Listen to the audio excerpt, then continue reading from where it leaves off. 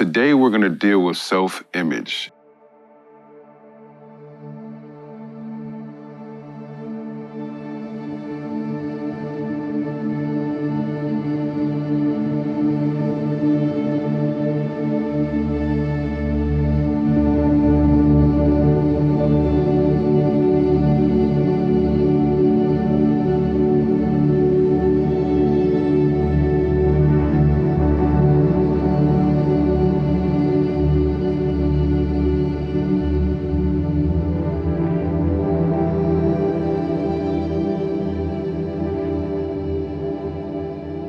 So I grew up in Schenectady, outside of Albany.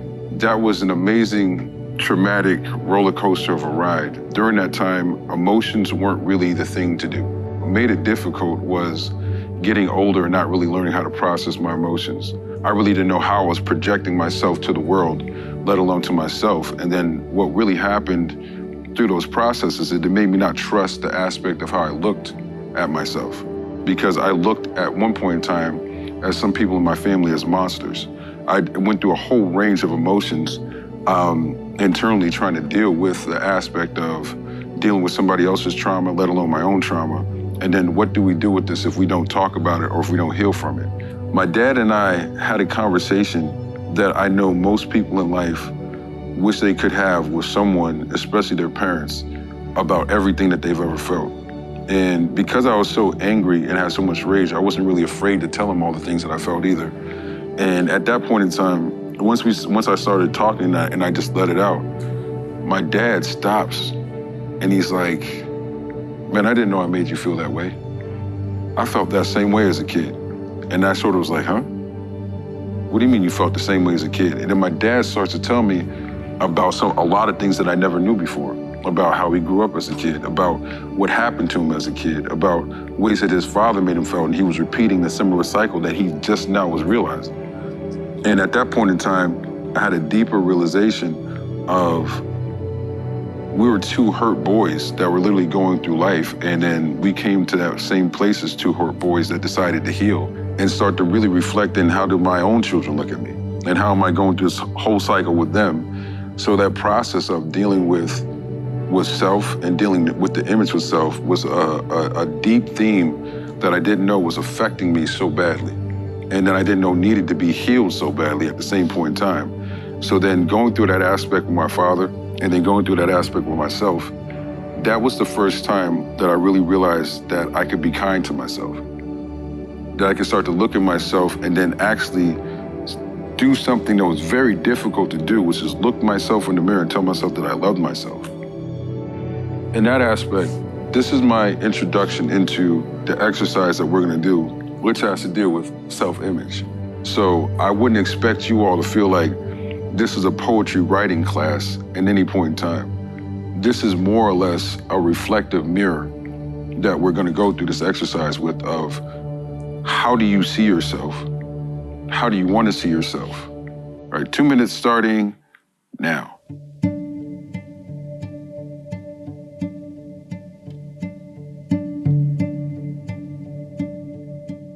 The biggest contributing factor for me for becoming homeless is mental illness. But on top of mental illness, it is a broken person. They have been through so many traumatizing things. Does anybody want to share theirs first? I was reflecting on how I see myself today, and I said the way I see myself now is a far stretch from where I would like to be, not only in life, but within myself. How I see myself now is also a far cry from where and what I have been in the past. So, I'm in a transitional period. I'm in a period of healing, growth. And so I recognize that I'm not where I want to be yet, but I know that where I am now is better than where I've ever been. So I could hear what you were saying from your transition through what you wrote. I could feel you saying that you're going through it, that like you've been through it to go through it for the most part, and that do you seem like you're excited about where you're going to? Peace. I'm working towards peace. That's the thing that's most important to me now in life, more than it ever was in the past. I can let everything else go and just have peace. I've seen people doing this since 2003, which is the reason why I continue to keep coming to rooms and trying to do stuff like this, is because I felt the same way you did, I feel the same way you do, and how all of you have felt about, like, is this something that can happen? Like, can we actually be in a room and be different and then feel better at the same time without it being about something that's gonna weigh us down? And you guys live with each other every day to keep affirming each other. And I wonder what that can do, you know, at that same point in time.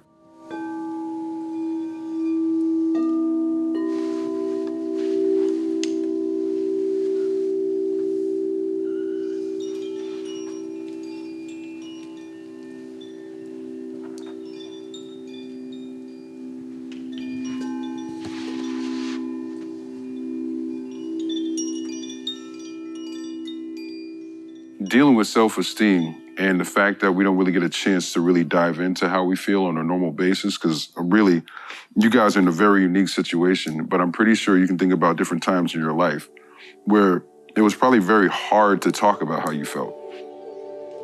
I told you all in the first session of some of the abuse that I had went through and my brothers and I had went through growing up, but one of the biggest factors that helped me get through it was my uncle. My uncle was a very funny guy.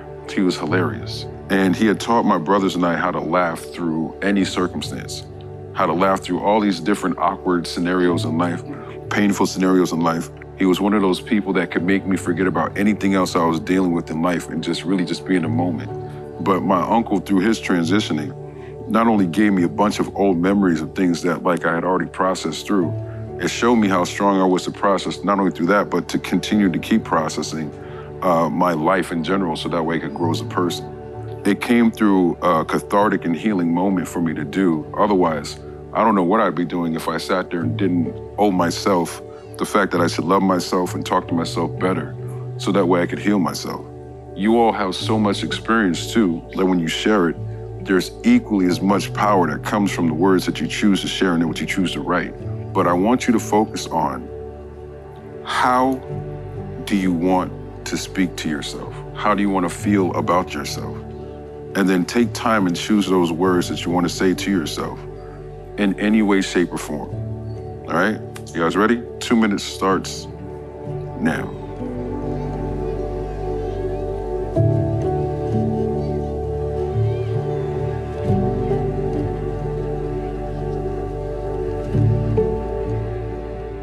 My feelings always come to an impact with my self-esteem, so I want to feel uplifting, strong, and happy with myself from what I accomplished over the years. I want to actually comprehend my success and feel proud, to truly understand what I'm here for. I have schizophrenia and PTSD. It's really hard to speak about how I feel, but I feel free since I got sober for 7 years, almost 8 years, August 19th. Sometimes I just wanted to quit, but I didn't.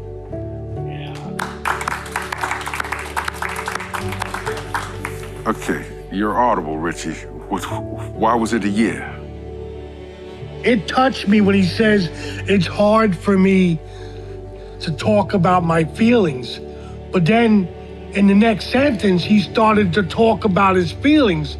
And what I see is he's very happy about all that he accomplished. So it just makes me happy that he realizes that. Yes. This is a little different. Just gonna read it. Hey, I love it. Get into it. I feel some heaviness still hold me back, causing still to harbor ill and negative feelings. Family dysfunction, yet Dawn, you are still moving. Keep going. Keep talking loving, kind words to yourself. Dawn, to continue reaching higher plateaus and peace and serenity and love. Back to that little Dawn with a God connection today. I am set free.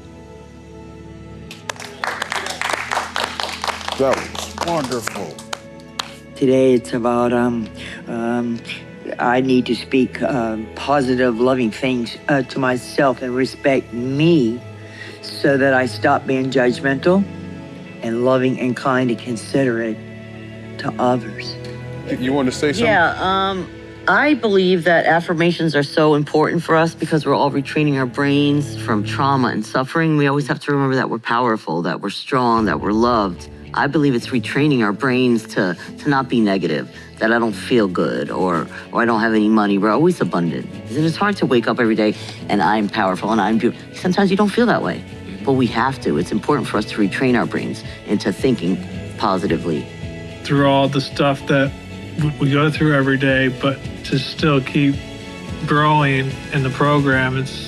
I've been in this program for 7 years, and there's a lot of stuff that I went through, but we still didn't give up. We didn't quit. Megan, how do you feel? I feel like we're doing the right thing, and that's important, and we're not wasting time. We're using all of our positive energy and our gifts to do the right thing.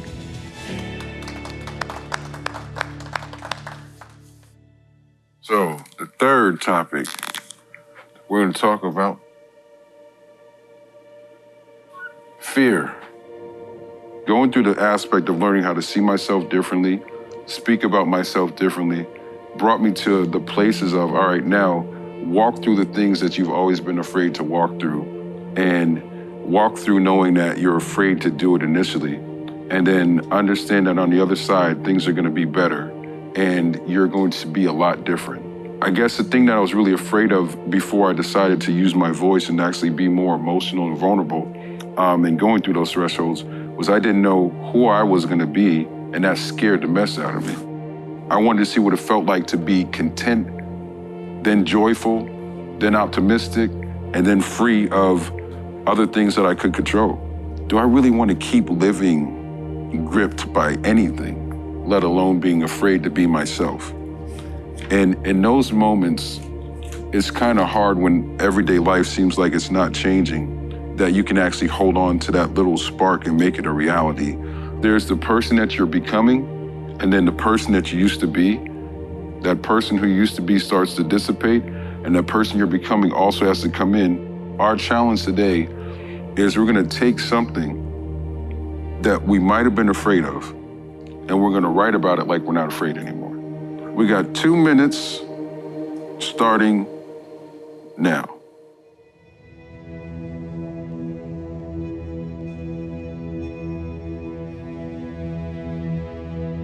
I'm afraid of not knowing. I'm afraid of the future, the present, and sometimes the past. And I think that's all I'm willing to share right now. Yeah. I used to be full of fear. Now I am not afraid. All fear has left me. All the things that used to torment me are gone.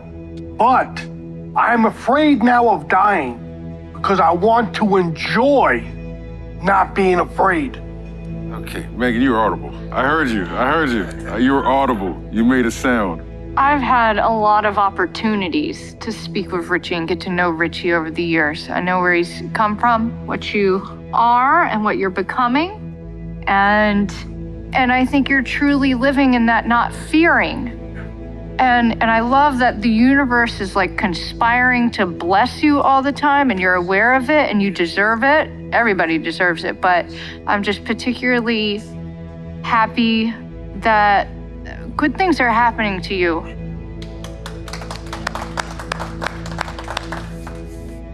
I had a fear coming into this, whether or not I'd be able to do anything. But see everybody overcoming their fears, it does inspire me.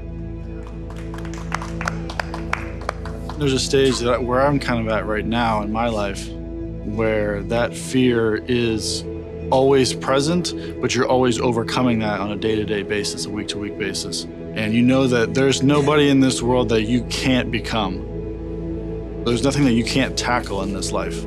The point of bringing people together who have been homeless to write a poetry workshop isn't as obvious at first until you start going through it and you see that people are feeling seen, they're feeling heard, they're digging deep. They're being vulnerable with each other. We want to know each other, because if we can know each other, then we can love what we're doing and move forward. Like, it seems scary to talk about, right? You put fear up there initially, like, oh my God, I gotta get that, yeah. But then you start to see people talk about how they feel, and you're like, this feels really different than being afraid. Does it not? Who feels afraid now after talking about fear? When you've dealt with all this stuff that we have all had to deal with, and in a group where we're all sitting here purging that, it makes us stronger all together as a group. There is no fear, you know, purging it, you know, and realizing it and forgiving ourselves and giving us the accolades that we deserve for being tough motherfuckers. Excuse my language. Seriously, you are tough motherfuckers. Hey, Yeah. we'll clap to that. That's for True. sure. But it's true. You came to realize that there is no fear. This is scarier than fear. Triumph. Growing up, I never used this word, like on a regular basis. I've never really actually jumped into saying, man, I triumphed today, or I am triumphant, and then trumpet sound. I've never had that happen. There's times in my life where I've had goals, and I've achieved those goals, and those goals made me feel successful, right? And that's a lot different for me than feeling like triumphant or experiencing triumph. When I experienced triumph in my life, it was a gradual looking back that I looked back and was like, wow, I'm nothing like I used to be. Realizing that I didn't know I had that much strength. And then that became a whole different type of self-acceptance. And then it became more of an embodiment, meaning that I had become living proof to myself that I could actually be something that I didn't think I could be. And then all of a sudden, I could not only understand it, I could understand the choices that I made and that I was making that would help me continue to keep growing into something that I wanted to choose to be, which was free and which was being in love with myself, and then in loving myself, loving everything else around me, and then giving that a chance to let that energy flow. I could feel my life's purpose all of a sudden make sense. I could feel every trial that I've been through making sense, and understanding that it was another opportunity for me to progress down a line so that way I could grow in a way that like people didn't have a chance to grow before me. I couldn't find a word to describe it besides being triumphant. And that's what leads us to our topic today. That's what leads us to what we're gonna write today and write about. Think about your growth in any way, shape, or form, or how you wanna grow. And I want you guys to write from that place. And I'm gonna give you guys 2 minutes.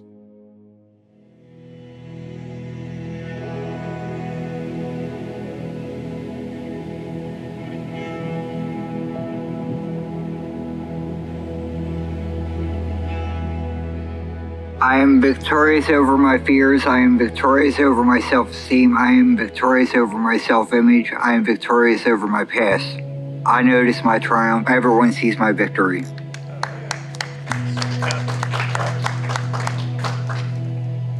My confidence came from my writing. I like seeing people emerge out of their depression, knowing that they have a purpose in life. Yeah, you want to add something to that point, John? Triumph, victory over fear, victory over anxiety, victory over low self-esteem, triumph over it all.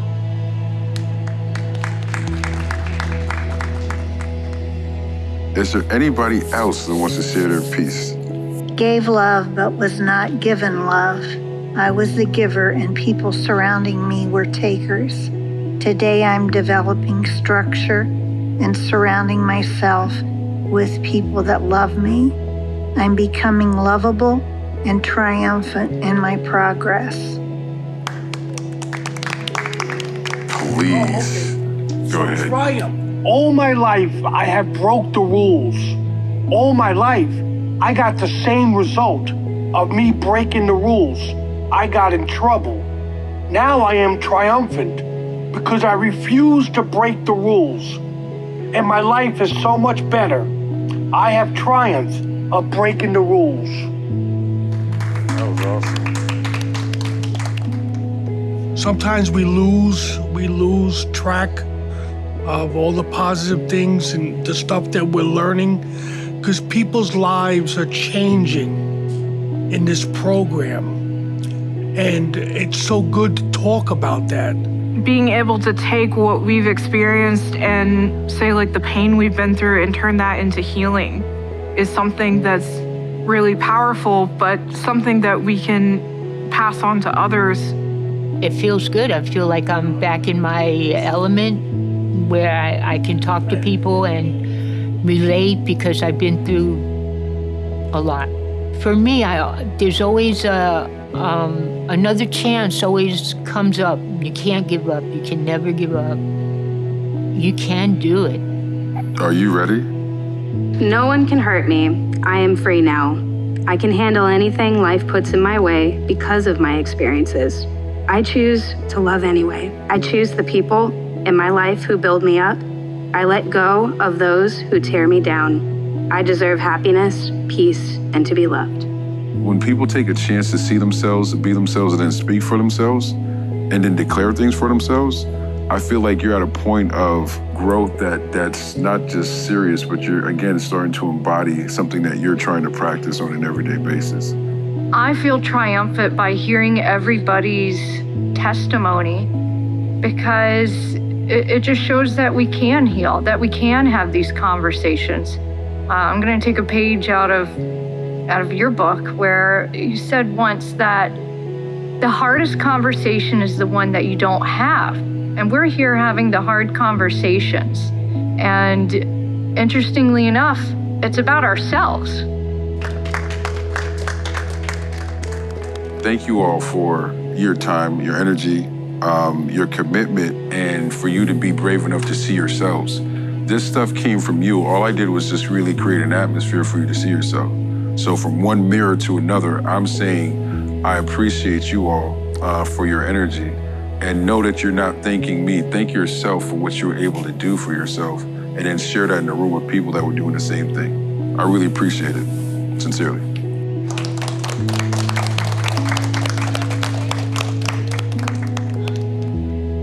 I couldn't help but think about how much my life has changed since living in second-heart homes. And this is the poem that I wrote. There was a time when I thought I'd be homeless for the rest of my life. Now, I got butterflies in my backyard. There was a time when drinking a beer was the only way to escape my misery. Now, I got butterflies in my backyard. There was a time when I was so lonely I would talk to myself. Now, I got butterflies in my backyard. There was a time when I spent years in solitary confinement. Now, I got butterflies in my backyard. There was a time when rats would crawl over my sleeping body. Now, I got butterflies in my backyard. There was a time I kept going to jail because of my drinking alcohol. Now, I got butterflies in my backyard. There was a time when my family was very disappointed with me. Now, I got butterflies in my backyard. Second Heart Homes has butterflies in their backyard, and I love it.